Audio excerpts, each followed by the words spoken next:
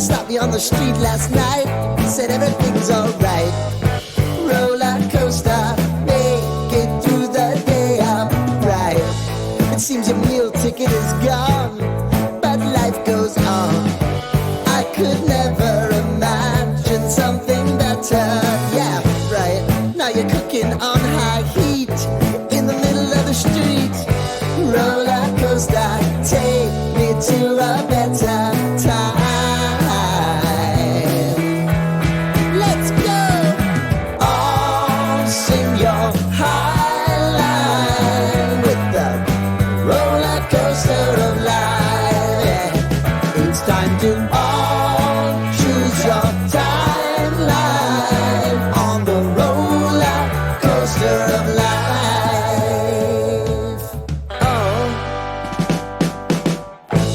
you seem to easily forget how to place your bet.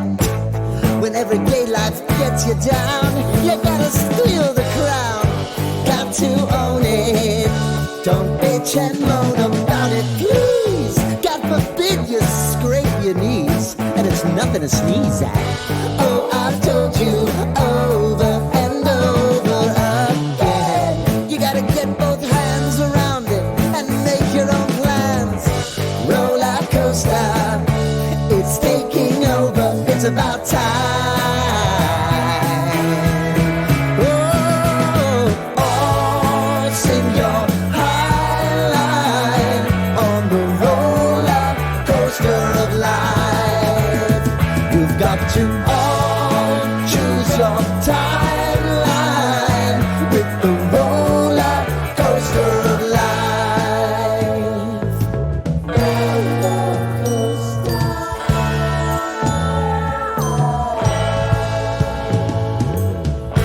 I want to go down the rabbit hole, down the rabbit hole of life.